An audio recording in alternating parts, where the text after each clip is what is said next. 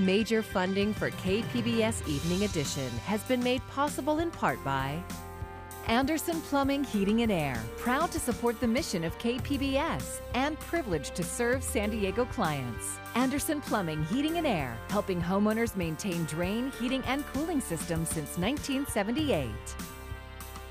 And by the Conrad Prebys Foundation, Darlene Marco Shiley, and by the following.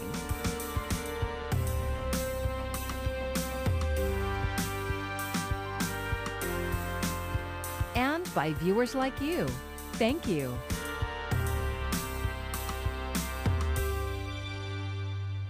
Good evening. It's Wednesday, February 24th. Thanks for joining us. I'm Maya Trabulsi. San Diego County is getting ready to open up coronavirus vaccinations to more people. More good news, case counts are down significantly with 658 new cases reported today, along with 12 deaths. KPBS reporter Matt Hoffman breaks down who's next in line for a vaccine and when they can get an appointment. We begin to see some slack in the first dose appointment utilization by our seniors. County Supervisor Nathan Fletcher says starting this weekend, vaccination eligibility is being expanded for 500,000 San Diegans. We're prepared starting this weekend on Saturday to open up vaccinations to our school and child care sectors, our education and child care sectors, our non-medical emergency responders, and our food and agriculture sectors. We as a county will be setting aside not the 10% that the state said should go to K through 12, but 20% to try to get our teachers and our school staff vaccinated as quickly as possible. County officials are announcing the expansion as now just under 70% of San Diego seniors have gotten vaccinated. Yeah, that's it. More vaccination sites are being added county-wide, like this one inside the gymnasium of the Border View Family YMCA in Otay Mesa. This South Bay vaccination site is the county's newest. When it opened yesterday, it was the only site doing first-dose vaccinations. Didn't feel a thing. It's going to take all of us to ensure that we put a vaccine in every person's arm. My appointment went well. We called and they gave me my appointment, and that's when we came here. Everyone we talked to at this site was getting first doses. Better to be safe than sorry. County officials say teachers should not rush out to vaccination sites this weekend. The County Office of Education is working with them to schedule shots. If you are in the education and child care sector, but you are not related to K through 12, your community college or higher education or child care, then you will go to vaccinationssuperstationsd.com and you can go to any of the pods that we have available. Officials say vaccinations for school teachers will be prioritized for those working in communities hit hardest by COVID-19. And Scripps Health is now leading the push to vaccinate law enforcement officers across the county. Matt Hoffman, KPBS News. And we have more information at kpbs.org. Just click on the Vaccines tab on our homepage and you'll find a searchable map with clinic locations and links to make an appointment if you are eligible. A new development in the fight against COVID-19. Today, the FDA announced a third coronavirus vaccine meets requirements to be authorized for emergency use. As Mandy Gaither tells us, there's just one more hurdle to clear before it would become available. It's another step closer to a third COVID-19 vaccine in the U.S. In a new analysis, the FDA says there were no specific safety concerns identified in the one-dose Johnson & Johnson vaccine, paving the way for recommending authorization during an advisory committee meeting set for Friday.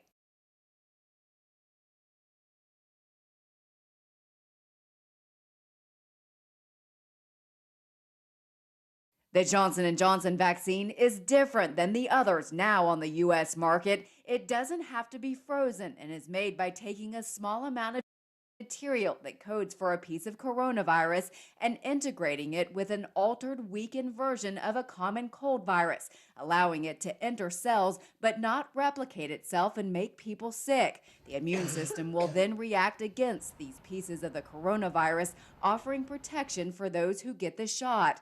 The FDA analysis shows this vaccine has a lower efficacy than the others, nearly 67% effective against moderate to severe COVID-19 at least 2 weeks after the shot. What is the goal of the vaccine? To prevent you from getting really sick, needing hospitalizations and death. And this vaccine seems to work pretty well in that regard. For Health Minute, I'm Mandy Gaither. Moderna has come up with an updated version of its vaccine that may protect against the South African variant of COVID-19. It's been shipped to the U.S. National Institutes of Health for a clinical study. The new vaccine will be evaluated both as a booster shot for people who have been inoculated and as a primary vaccine for people who have not. Studies have suggested the South African variant is more resistant to vaccines than the original strain. And we are learning more and getting reaction to the new reopening by the San Diego Unified School District. Parents generally praised the plan to open campuses in April, but as KPBS education reporter Joe Hong shows us, a significant number criticized the district for waiting too long. San Diego Unified officials plan to reopen its campuses on April 12th so that students of all grades could be on campus at least part-time. But that's only if COVID infection rates continue to decline and teachers working on campus are vaccinated. Olivia Moffitt is a parent who spoke at Tuesday night's meeting. She emphasized the urgency of reopening. Each day is a day my 7-year-old is battling me through tears as I beg him to sit for 3 hours of Zoom. We will persevere to April 12th, but please recognize that any delay will be a struggle for so many families. Most of the parents who spoke at Tuesday night's school board meeting supported the plan for prioritizing public health and safety. Sarah Gianella is a parent and a virologist at UC San Diego. I do think that this reopening timeline needs to be contingent upon the community transmission rate decreasing into the red tier and offering vaccine to all our teachers. But a number of parents said schools should have reopened months ago. John Prince was one of those parents. Reopening can and has been done safely in California and beyond and can be done along with vaccinations. They're not mutually exclusive. If we wait too long, it'll be too late. We'll miss the opportunity to get kids back in spring, giving schools a chance to test things out so they can make improvements over the summer and get ready to make fall the best it can possibly be. Teachers and staff will become eligible for the vaccine starting Monday. San Diego County Board of Supervisors Chairman Nathan Fletcher and San Diego City Mayor Todd Gloria both applauded the district's plan. Joe Hong, KPBS News. Other school districts in the county are also updating their reopening plans. Encinitas Union Elementary School District will bring back students in grades K through 6th 5 days a week starting on April 12th. And La Mesa Spring Valley School District announced K through 8th students will return to in-person learning on April 19th. Friday night high school football will soon be back in many California counties, but not San Diego just yet. 33 counties, including Los Angeles and Orange, will be allowed to resume outdoor high school sports on Friday. But with an updated case rate of 15, San Diego County just missed the cutoff of 14 cases per 100,000 residents. Teams, however, are still able to resume practice, and there's time to reach that goal before the first football games set for March 11th. A push is on to expand emergency paid sick days along with paid family and medical leave for workers in California. KPBS reporter John Carroll says stemming the spread of COVID-19 is at the heart of the newly proposed legislation. It is a terrible conundrum faced by workers in California every day, made worse by the pandemic. You feel sick, but you've used up all your sick leave. You live paycheck to paycheck, so you have no choice but to go to work. We need emergency care for our workers. That's clear. Democratic San Diego Assemblymember Lorena Gonzalez is partnering with Democratic Los Angeles Assemblymember Wendy Carrillo on a bill that would extend the current 3 sick days required by state law to 2 weeks. If passed in its current form, the coverage would be retroactive to January 1st of this year and would expire on September 30th, 2021. Today's virtual news conference featured a worker at a Los Angeles McDonald's restaurant. Supporters of extending sick leave say Bartolome Perez's story drives home the importance of getting the legislation passed into law as soon as possible. And proof is that on December 16th, a coworker of mine got sick on the job and employers did not tell us until the 20th. They waited 4 days because they didn't want to quarantine any of us. And as a result, I became ill on the 21st. Perez says his wife, children, and grandchildren then all got COVID. This is about the safety of our community and actually protecting small businesses. What we know is this: workers who don't have paid sick leave, especially undocumented workers or workers who are very vulnerable, will go to work anyway if they're not feeling well. They have to. And often this will create a workplace outbreak. It'll affect customers. And when there is a workplace outbreak, that means higher costs for the businesses. They often have to shut down. Workers had been covered for extended sick leave under legislation passed last spring by Congress. But those protections expired on December 31st of last year. Gonzalez says they're making some minor changes to the bill right now. She says she hopes to have it on the governor's desk in the next week or two. John Carroll, KPBS News. A federal judge in Texas blocked the Biden administration's 100-day moratorium on deportations. The judge issued a temporary restraining order on the moratorium last month, but has now made it permanent. It prohibits enforcement of the policies President Biden laid out in his January executive order. The decision stands pending a final resolution of the merits of the case or until another federal court rules otherwise. The Department of Homeland Security is beginning to admit hundreds of migrants living at a camp across the border from Brownsville, Texas. Many were subject to a Trump-era policy requiring them to stay in Mexico while awaiting their immigration court date in the U.S. The slow process to end remain in Mexico started with 25 people allowed through the San Ysidro port of entry last week. California is extending tax credits to an estimated 600,000 undocumented workers. Cal Matters reporter Jackie Botts explains the new law. In 2019, Governor Gavin Newsom more than doubled how much money the state spends on its tax credit for low-income workers. But since its establishment in 2015, the credit has been unavailable for undocumented workers who pay taxes, until now. My name is Jackie Botts, and I'll explain a new state law that extends tax credits to undocumented workers in 1 minute. Depending on a household size and income, the California Earned Income Tax Credit can range from hundreds to as much as $4,000 for families with young kids. But until recently, it was only available to workers with a Social Security number, which excluded the state's over 1 million undocumented workers. The pandemic has been particularly difficult for those workers. COVID-19 related job loss spiked in industries with large undocumented workforces, like food service, retail, childcare, farm work, and landscaping. But unlike many other workers, undocumented Californians can't get unemployment benefits or food stamps. They also were left out of the federal government's pandemic response, like the stimulus check. So California created a program to give $500 to undocumented adults, but there was only enough for 150,000 people. The new law allows anyone with an individual taxpayer identification number to qualify for the credit, making undocumented workers eligible to receive hundreds or thousands of additional dollars each year. To learn about other new laws taking effect in 2021, visit calmatters.org or check out our new laws playlist. For Cal Matters, I'm Jackie Botts. It appears it's time to say goodbye to Fry's. The giant electronics retailer is going out of business. All 31 stores in 9 states, including those here in San Diego County, are closing up. Fry's has been in business for 36 years, but the company says changes in the retail industry and the challenges posed by the pandemic led to the decision. The company will implement the shutdown through an orderly wind-down process. They're asking customers with repair or questions to contact them online or to call their 1-800 number. The city of Oceanside is set to open what it calls a world-class aquatic center this summer, but the plan is not without controversy. Protesters gathered outside of City Hall today, worried that the city's proposal to close an older public pool will impact the children in the underserved neighborhood.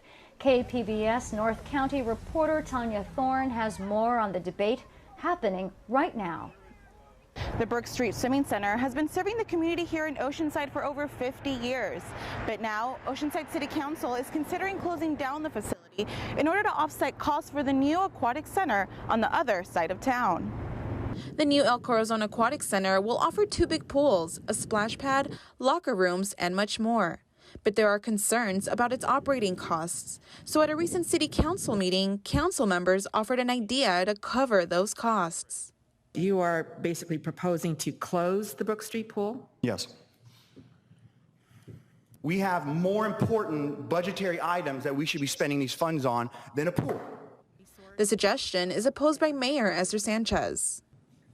Really surprised that this would come up and that we would be taking from the poor to give to the rich. That's what it looks like. Brook Street Pool is located in the highest density neighborhood in the city, within walking distance of Oceanside High School and the Boys and Girls Club of Oceanside. Because of the pandemic, right now it's only open for adult lap swim, some high school sports, and the Oceanside Swim Club. But Oceanside Boys and Girls Club CEO Jody Diamond says it serves an important purpose for her members, 63% of whom are children of color. Every summer, we have walking field trips to the Park Street Pool, and over 500 youth every summer are able to learn water safety skills, are able to practice swimming. And they're also able to just be a kid and swim. The new El Corazon Aquatic Center is located in the Rancho del Oro neighborhood, over 4 miles away from the Brook Street Pool. They're not able to walk to the El Corazon pool. That's not realistic for the families that we serve and the demographics we serve. Community members have started a petition to keep the pool open. It says, closing Brook Street Pool would essentially take community benefits from a low-income area and allocate those benefits to a more affluent neighborhood. Council members will decide whether to keep the Brook Street Pool open at tonight's City Council meeting. Tanya Thorne, KPBS News. The pandemic has been difficult for mental health, especially for young people stuck inside without group activities. KPBS reporter Max Rivlin-Nadler tells us about a City Heights youth group that's trying to get young black men hiking, and they're finding a huge response. It's a Saturday morning at Cholas Lake, near City Heights. A group of young men are going for a hike around the lake, chatting, joking, and just enjoying being around each other. Something that's been hard for young men during the pandemic, when most social interactions have to be virtual. That distance is making an impact on the health of young men during such a pivotal time in their social development. Abdirazak Ahmed is a youth mentor at the United Women of East Africa, which runs programming focused on the mental health of young men. It's tough because you don't really know what people are going through, I know a lot of, before COVID, we were in tune with what the kids were feeling, all the youth, and they were open and talkative about their feelings and stuff. The community has been hard hit by the COVID-19 pandemic. Ahmed says he can count 10 deaths over the past month in their tight-knit community. And many families are facing hardship after layoffs. Ever since COVID, we've kind of lost touch with a lot of them. Some of them don't have laptops to do Zoom. It's been tough. A lot of people been going through depression and family loss in their family and stuff. So it sucks to not be there for them, To deal with the stress and grief, some of the young men in the program had an idea: going out for hikes, allowing young men to socialize, get out some energy, and do it in a safe, socially distanced way. Mohammed Mousse helped put together the first hikes. Instead of being at home, and it's good because we're exercising at the same time, we're getting to know each other, there's newcomers, we're building that bond, so just in case when everything finishes up, COVID ends, we can still have that friendship. It's like a safe space for us to be with each other. Ahmad Mahmoud, who's been home from college at Berkeley during the pandemic, says this is all taking a toll on mental health. That puts a lot of pressure on young men to witness their mothers and their fathers and their siblings struggle, face to face 24 hours because they're at home. It causes a lot of anxiety, right? Sometimes leading to depression. Not being able to be with your brothers as you used to before, with your friends, not being able to go to school. As Muslims, Mahmoud explains, the interruption of the Friday prayer and hanging out afterwards with other young men has really hurt the community. They need places where they can ask questions, learn from each other, and just be in brotherhood and be in community. Abduli Haji is the organization's program manager. He said once the idea of going on hikes was put out there, young men started to show up by the dozens. They've been looking for ways to get active, because we're very social young men in the community, so ever since we've been locked down in the houses, playing video games and just eating and chilling, everybody's been putting on weight, so they've been looking forward to it. That upends a stigma associated with hiking and some outdoor sports, that it's a white space and not inclusive for the black community. 2 weeks ago when we were doing hiking and I invited a lot of my friends and my family, I would say 90% of the response was, why were we going to go do that? That's a white people thing, you know? And I don't blame them, because if you look at the history of the country, when it comes to activities, recreational activities like hiking, swimming, etc., it was activities that black people were barred from participating in. That's why the group feels it's important to show solidarity, trying something new while being close together and changing the perception of who hikes in America. That means a lot. Just for my eyes to see this, I'm like, thank you, God, thank you. The group has already taken trips to Coles Mountain and Mission Trails. Abduli Haji says the group is looking to fundraise to be able to get further out of the city for other hikes, with transportation being a main barrier between this community and the outdoors, and to expand the program beyond just young men. We're hoping to get the whole community involved and get everybody up and active, especially when everybody's just sitting at home. You can learn more about the group at the United Women of East Africa's Instagram page. Max Adler, KPBS News. Legoland is opening up more of its park to visitors. Starting March 5th, it will debut what it's calling its Build and Play Days. Children will have access to play structures in the park, along with various building activities and a scavenger hunt. There will also be live entertainment and opportunities to meet costumed characters. A complete reopening date has yet to be announced due to state COVID guidelines. Birch Aquarium is also getting ready to reopen its outdoor areas. The aquarium is holding a members-only preview day on Friday, then reopening to everyone on Saturday. Indoor exhibits will be closed, but outdoor spaces will be used for a variety of activities. And that includes Tide Pool Plaza, where guests can touch animals like small sharks, rays, and snails.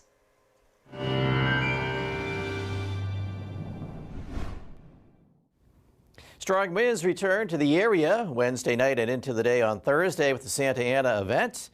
Looks like we'll stay pretty much dry through the weekend. The weekend system will bring some temperature fluctuations, some gusty winds at times. But our next best chance for any precipitation, probably not until next Tuesday. So we'll keep the fingers crossed on that one for some precipitation. Now, as we check out the advisories, we have high wind warnings in effect here in the darker shade of purple, otherwise wind advisories, where you see the lighter purple. This is in effect through the noontime hour on Thursday, so the wind's really increasing overnight and during Thursday morning. Take a look at temperatures tonight. 43 in Oceanside and 41 in El Cajon. San Diego's at 48. Borrego Springs 46 and Mount Laguna's at 35. Here's our wind setup. Strong offshore flow, that makes a return. Wind gusts here, 40 to 60 miles an hour. These places shaded in purple.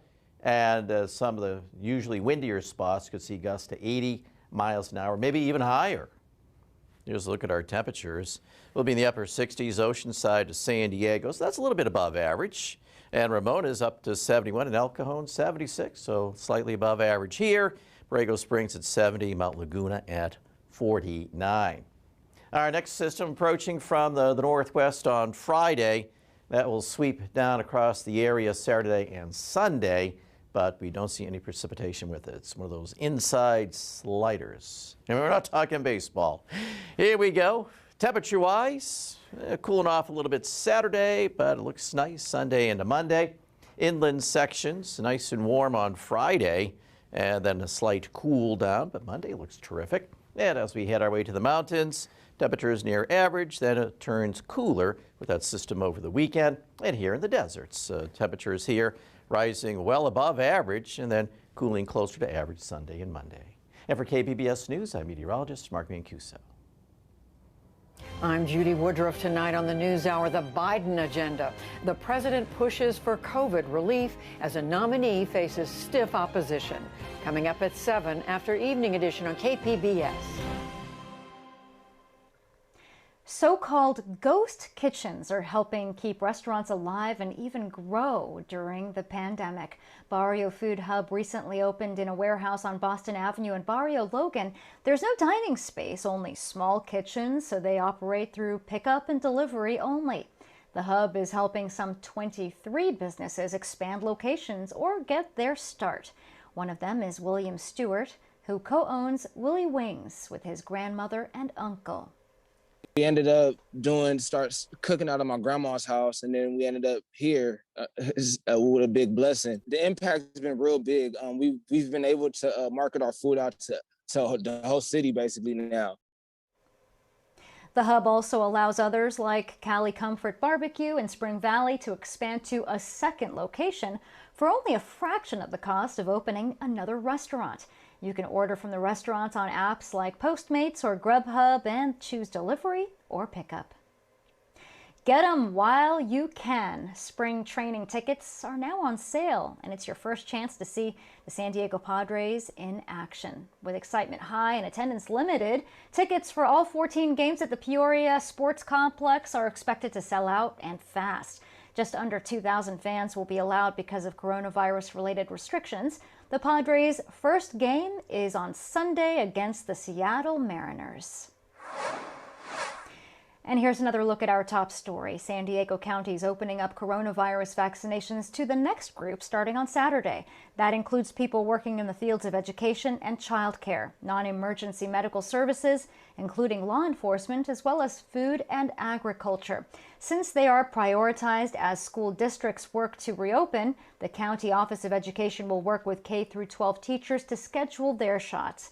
So far, 1 in 5 San Diegans has received their first dose. You can find tonight's stories on our website, kpbs.org. Thanks for joining us. I'm Maya Trabulsi. Have a great evening. Major funding for KPBS Evening Edition has been made possible in part by Anderson Plumbing, Heating and Air, proud to support the mission of KPBS and privileged to serve San Diego clients. Anderson Plumbing, Heating and Air, helping homeowners maintain drain, heating, and cooling systems since 1978. And by the Conrad Prebys Foundation, Darlene Marco Shiley. And by the following: